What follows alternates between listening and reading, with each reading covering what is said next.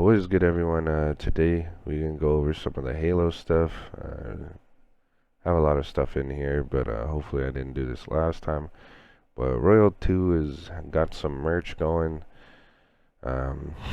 which is funny to see, and I think is a smart idea. Says his name, Royals 2, and Geo Seattle, meaning geofiltering to that, what's it called? That server. And then on the back of the hoodie it's a router too and all that, because of accusations and him being suspended and stuff. So I think it's really funny and cool that it's on a sweater. I'm pretty sure people are actually buying it, so we'll see in the future if people get it and all that stuff. So good on him for doing something like that. Here's a video from HCS. Pro players get any of these questions right? Does Barco take one? Mark? What is the name of the Halo ring in Halo 2? Delta Halo. In what year does the original Halo trilogy take place? 2552. What is the species name of the elites? St. Ely. Who created Cortana? Dr. Halsey. What are the hunters made of? Legala Worms. Master Chief, Petty Officer. Spartan Falls. Ruth Regret and Mercy. Bell Vadoon. Sergeant Johnson. Pillar of Boredom. Gravemind, The Vanished, New Mombasa, The Librarian, Dr. Halsey and Captain Keys, Carter, George, Emil, Kat, June, Noble 6.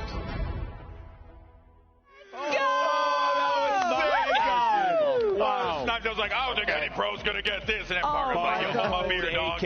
I'm not joking. I have bigger chills than I've had in a long time. Yeah, There's something I've about read that. the books. I am a big lore fan, but even I was like, some of those I was like, damn, I really don't know what this is. That was impressive.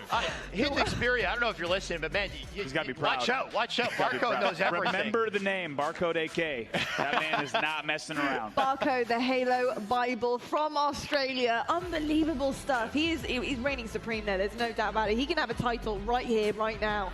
He is the Halo Bible. I think we have to get him. We're going to get him a little tiny trophy. We have to. We have to do something. Tashi, get on it, okay? Tashi, you heard it here right now. That was insane. I got to say.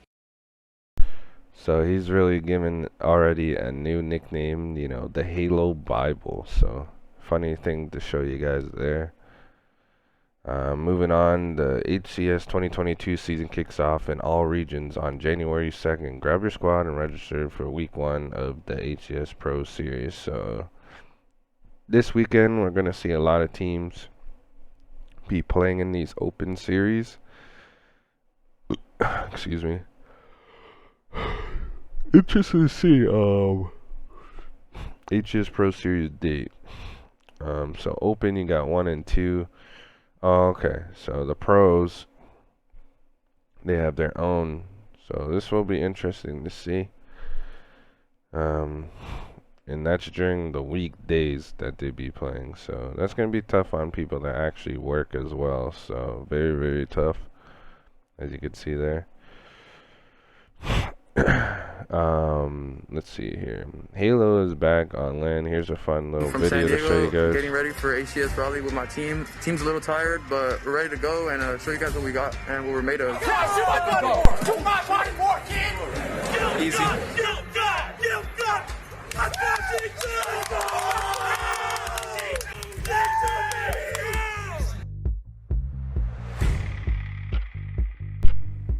So yeah, if you guys want to watch the full video there's that. But who's here after Arctic got dropped? Yeah, that's funny to see.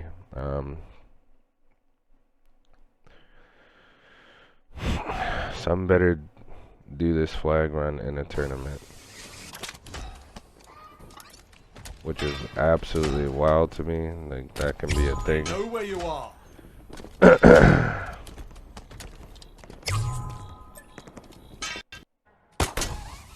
So there's that. And what he means by Arctic, article, he's FA for Anaheim, so there's that. But Arctic, there was like a tweet, I don't know if I have it, but he literally removed G2 out of his thing. Snake bite, and then the woman you saw on the analyst desk, They're engaged now, so they're definitely getting married. So congrats on him.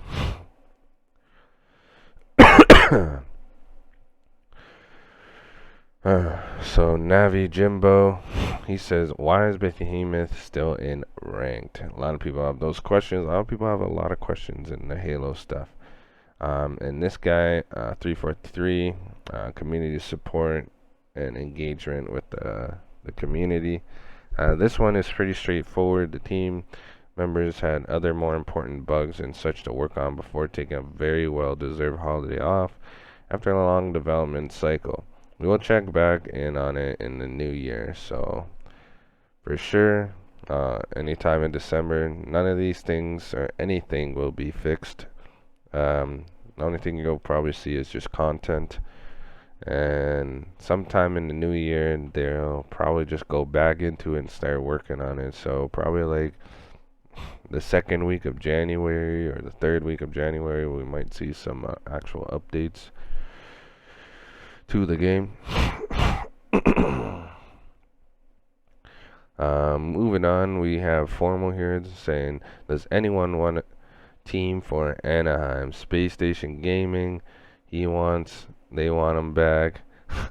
Tusk goes, hello? This is very interesting as well, but pretty awkward situation here. I'm pretty sure Space Station would love to have him back, but he's going to be looking for the best team as possible. Fluorescy and JK are FA, or a team of 2. These guys were part of the Solaris GG team. So if we go back to Solaris and see, which is pretty interesting to see there. Where is Solaris?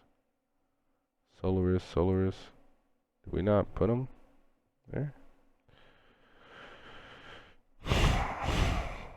I'm pretty sure I put Solaris in here.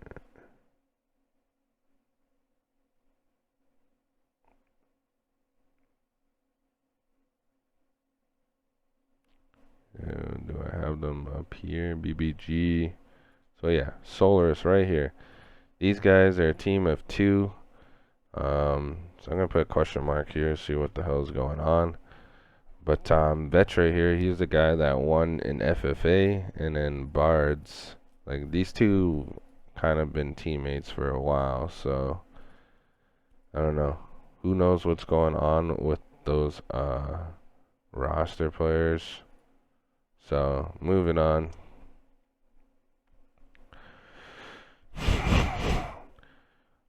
Some stat sheets here. This just in, Barco AK has sent me the status quo stats to add in, and it turns out he's even more OP than we originally thought. So here are the stats of the Chief squad. He's the only one that went positive KD on his team. I feel like it's just a typical thing now at this point that there's like one guy who can compete with the best of them in Australia, and the rest are just kind of there. But he didn't have the most assists, so Matsy does have the most assists, but still -80, Pipes -53, and Prates is -85. So my man Barco needs some help, right? So hopefully his teammates can evolve. Formal making a funny little joke. I mean, Maniac, me and Formal need 2 for Anaheim. Formal says, stop trying to make fetch happen. And then Ogre 2, when's practice starts? So it'd be a funny squad to see Formal, Maniac, and Ogre twins playing Halo. Team War, they're already saying they miss LAN already. I wonder if this team will make some roster changes. I feel like it's a lock that Envor, you know, placing top 10 in KD, he's staying on this team. And then Super CC coming from KCP to this team, bringing that leadership. I'm assuming that he would stay on this team. But if they pick up someone like a Vetra who won the FFA tournament or some other form of player, I feel like Joey Hoey here is like the player that they will drop first. Who knows? We'll find out if they did or not in scrims. I wouldn't be surprised if Anaheim doesn't happen. So a lot of people are questioning if it's not going to happen or not. But I think it will happen. It'll just be the same as always. They'll check if you have COVID or not. Here's some of the Halo tournament stats. I'll put a link in the description down below for you guys on who performed well. So this is a big thing for Fnatic to look at, to see the players that did really well. As you can see here, BBG, they said Mines was nasty. As you can see, all his teammates went negative. He's the only one that went positive and had the most assists. Slayer rating highest. ENG, I don't know what the hell that is. OBJ rating was kind of low, but obviously, he was the guy to slay. Nebula seems like he was the OBJ guy. And RAT rating, obviously, again, mine's doing the most for his team. KD and Slayer was a 1.37, KDA 1.97. Yeah, so if you guys want to keep looking on and with all that kind of stuff, as you can see here, Barcode, he was the best player on their team. Bing, this was like, I'm assuming like some Australian or EU team. Same with this one here, DM, Divine Mind, they all got shit on. And here's the G2 roster. You had 1.04 here.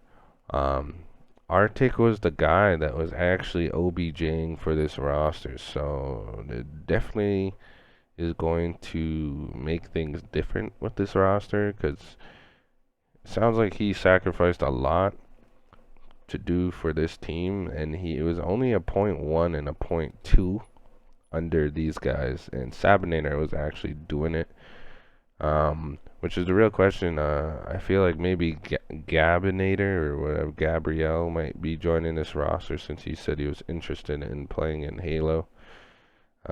He has history with some of those players.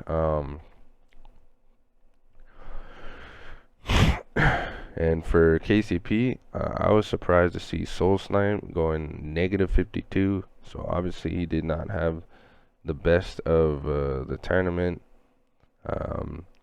If his team's looking at this and he's looking at this, he's definitely going to want to keep grind even more than what he has been to make sure he can stay at that same level. Because if they play poorly and they're looking for a roster spot to fill in for this team, like, he's the first one to go. Mock it. They actually had some decent stats there for that team. Navi, at least 1.0 or higher. Optic, APG in a negative role, so that's surprising there. And then to have your top 10 players in high KD, 2 of them on one team, absolutely insane for Trippy and Lucid. Oxygen, they all went negative. Quadrant, Nurix had it rough for their squad. But he was one of the top OBJs, but he wasn't the top.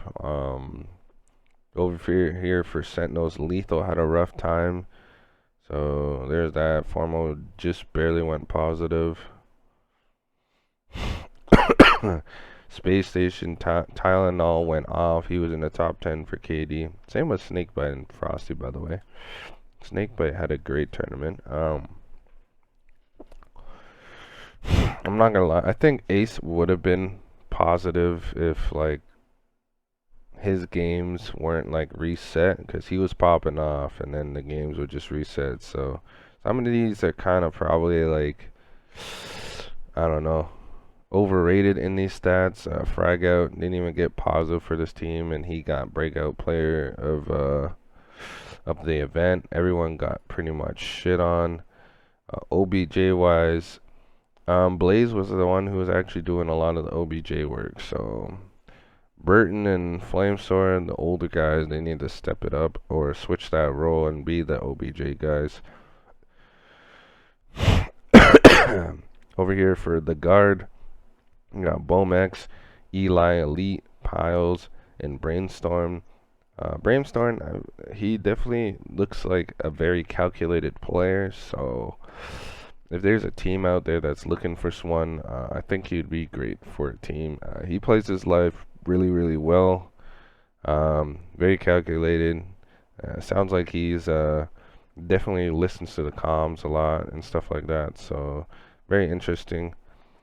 Moving on, we saw War. We have Envor, Juzero, Skeptify, and Super CC. This Juicify, like I said, I think he's probably going to be the guy that's gone if this team makes a roster change. Then we have Wars. We got Rami, Posey, Monster, and Cullet. This guy hit in the top 10 in KDA. If there's anything, I feel like this player, he's young. I thought this player was someone else that I thought, but he is a young player and definitely could be given the opportunity to really do something special on a team. I think he's one of the top prospects. I think he's like 18 years old or something. And definitely, if I'm a team, I'm definitely picking him up and putting him on a roster. For Xset, Suspector, he was the only one who did anything for this team, I guess. Well, they weren't so terrible in KDA, but he did a lot. Porky J, he did a lot of the OBJ stuff. So there's that. Here on the other rosters, Suppressed, I think he will be a good prospect. Aperture, I think he can be there, but he's not there yet. He needs to learn on the whole like maturity thing. He's probably over his head. All these other players here, not sure really. But when I got a chance to finally see the stats on this team, I felt like someone who's really doing something big for this team, and it has to be this Squilly guy. He had the best stats on his roster. Yeah, probably gonna go back and look back and see, but he's definitely one of the top prospects I would look into if I'm like Fnatic or 100 Thieves or something. And there's that. And then moving on, we got the Falling. Was it MTK and Neuronical? These two had good KDs. OBJ rating, this EMTK guy had an 8.69 OBJ rating. That's absolutely insane. So definitely got to take a look at these guys as well. So moving on, going through all those stats from the major. We had Line here. This is just a concept art. This is not the true real stats, but for Halo. So we're going to see more of those moving on. He made a stat line for the top 8.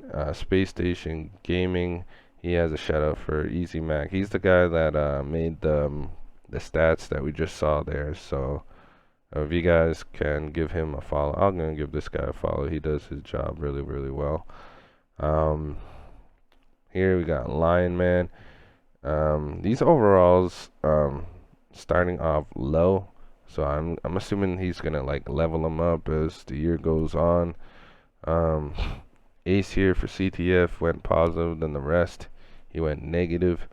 Tylenol, he popped off. I don't know how Ace is a 74 overall and Tylenol is only 73 from this event. So that is very questionable with these ratings. Tusk 65 overall and deciding 72. So he went positive in Slayer. Tusk, I'm assuming he was like all on the OBJ type of thing role with this team, I'm assuming. But yeah, as you can see here, Ace, the veteran, with 7 trophies. Moving on. They did the one for Navi's Pro. I'm assuming these are all regional because they never won against actual international teams. So these guys all did very, very well. It looks like Respectful struggled in the Stronghold, and Kimbo struggled in the Slayer department in those game modes, and then Two Foxy struggled in the Stronghold. So looks like Stronghold was a rough one for them, maybe. I don't know. Who knows? But you can see 4 times and all that. But definitely that has to be their own region when they won. Here's Optic Gaming. As you can see here, Lucid, he has not won one yet. Pistola, a 23-time champ. APG, a 10-time champ, and Trippy's a 1-time champ. I wonder when he won that. That had to have been in Halo 5s at one point, but he won one. You can see the stat line is just absolutely ridiculous stat lines. You could tell that these guys definitely play their role in setting these two guys up for success. And what's insane is like their overall already 87 overall, stole 84, 81. So there's that. And here's the tweet. Here's the never mind. Here's a leak for Halo. The next event after the winter one is gonna be some like medieval look. So if you're excited for this, that'll be the next event most likely. Noob Combo made a point here, so we're just gonna read it. The first major in the books and HCS competition has taken a short break for the holidays, but the HCS Pro Series is right around the corner. The tournaments run hand in hand with the Open Series and follow the same format as the Halo 5 Pro Series did. In case you're not familiar with the H5 Pro Series, here's a breakdown on how it's going to work. So back further in, when you saw the series, there was an open one and then a pro one. So this is going to explain everything. Open Series tournaments will be open, online, region locked, single elimination tournaments that take place on weekends. The tournaments will run until the top 8 teams are reached. Those top 8 teams will advance to the following Pro Series tournament, which will take place on a weekday. The top 8 teams from the Open Series will be placed into a double elimination bracket, with the top 8 pro teams that have already qualified for the Pro Series tournament. Teams will be seeded by total HCS points. In order to qualify for one of the top 8 pro spots in the Pro Series, you must be placed top 8 in the Pro Series tournament. Teams do not place top 8 in Pro Series tournaments will be relegated back to the Open Series. In the case of the first Pro Series, the top 8 teams from their respective region at the major will be given Pro Series qualification. If there weren't 8 teams from the region at the major, the remaining spots will be filled with teams by total HCS points. So this means like Cloud9, United, FaZe, Sentinels probably has a good chance of being there, even though they won't have what's his name yet, Royal 2 yet. Who else plays top 8? Probably gonna see Space Station up there. You're probably gonna see potentially G2 up there, like all the like pro teams, to be honest, up there. At certain times, the Open Series will be run without being followed up by the Pro Series. In these cases, the Open Series will be a standalone double elimination tournament. Teams that qualify the Pro Series are required to field the same roster as the one used in the Open Series unless permitted by the administration. For the first Pro Series taking place on January 2nd, teams that have qualified the Pro Series are required to have 3/4 of the roster they qualified with. So if you qualified into it, that means you're stuck with 3 of the 4 players. This definitely is a good thing because it's a commitment to building chemistry and making your teams better. Having these like roster changes is gonna hurt you in the long run, and I guess they still give those teams flexibility because they're not good enough to make it. The placements of the Open Series and Pro Series will be combined to award ACS points, and top 2 teams from the Pro Series will also receive cash prizes, points, and prizes vary by region. So good to see there. If you want to register, obviously go on faceit.com. Moving on, we got some more cards here. Sentinels, we have Snakebite, a 17-time champion. He played phenomenally this event.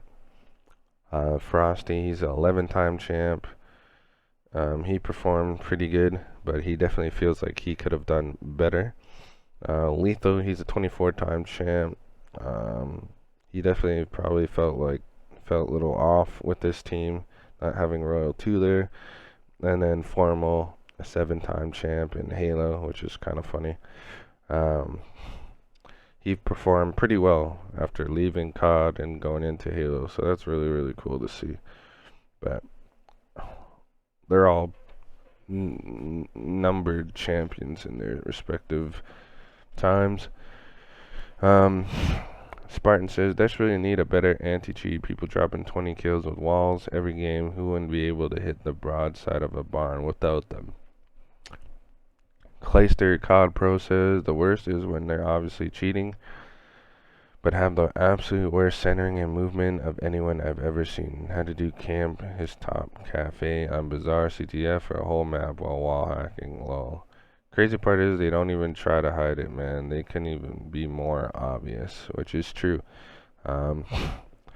Hopefully this is something that they are going to put in the game as soon as possible of their, holiday break, because it's definitely made me not want to play the game at all anymore. Here's a thing to help understand the rating. So Slayer rating, ENG is average engagements per 10 minutes. So ENG rating, so that's pretty interesting to know. RET rating, time alive per 10 lives. KDA, KP10, AP, DP, ENG, and all sorts of stuff. So that's pretty cool. We're going to keep that there for now. Moving on. There will for sure be new modes coming into Halo. They said with the confidence that assets of Koth, which is King of the Hill, I'm assuming, Infection, Assault, VIP, Extraction, already exists. As we reported before, it is our understanding that these modes are on the way. So there's something cool to show you guys.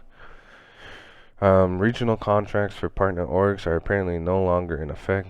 This was initially in place because of the plan to have pro leagues, but since the idea was scrapped, orgs no longer have to adhere to this.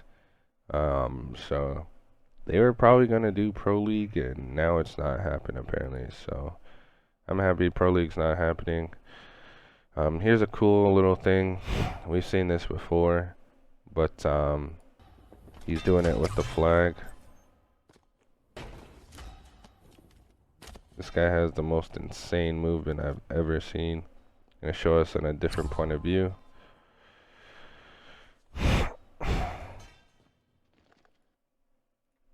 Honestly, I hope one day this guy gets picked up on a team, because his movement is absolutely insane. But it does say he's a Halo casual, so who knows. Big announcement here from, I think this is the Optic Gaming team. They are a team of 2, Serial and Smoke Yadig. So I'm gonna look over here on who was on their team before in this little thing that I have here. Oh, and another thing is, I witnessed commonly the guy that says he's retired. He has taken this guy's spot on the team. So I'm gonna put commonly here for G1. So that's another thing to tell you guys. Commonly, so this team right here, so it looks like Throne and Sabiar Jake are not part of the team, so they're definitely looking for one. So yeah, so there's that.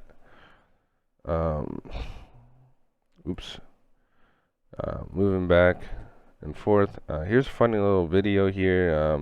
You should check it out with Optic Texas. which is wild to me that they didn't know what Fear itself is. So they're just guessing esports players, so you guys should check that video. It's pretty funny. Here's some videos that were taken at the event. We're not going to play the music because copyright bullshit. So you can see here the Spartan, all the fans, Ogre 2 and Snipe Down was there. Oh my god, they took many pictures. There was some like United stuff. There's Blaze, FaZe, the event. It's good to be back, Halo.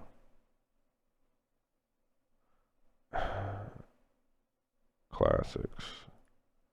That was a pretty cool clip there by them. Then here's Lineman again. Snipe Down with his 23 trophies. Really enjoying the whole like FaZe thing. Boobadoo Boo. There's him. Falcated and then Bound for his first event. He played pretty well for his first event. Definitely Boobadoo needs to pick it up if they really want to succeed.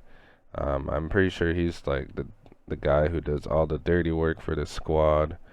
He's probably like the anchor, and then these two are the fucking run and gun and slay. Falcated definitely is one of those guys, and Bound is definitely going to be the other. Another one here is Conspiracy and Life Alert. They're a team of 2, so maybe we'll see this team of 2 join with like another team of 2. So interesting to see there. And here's a fun little clip to end it off with Lucid.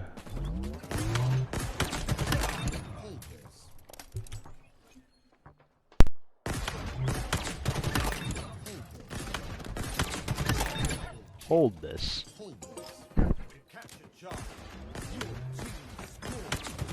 Hold this.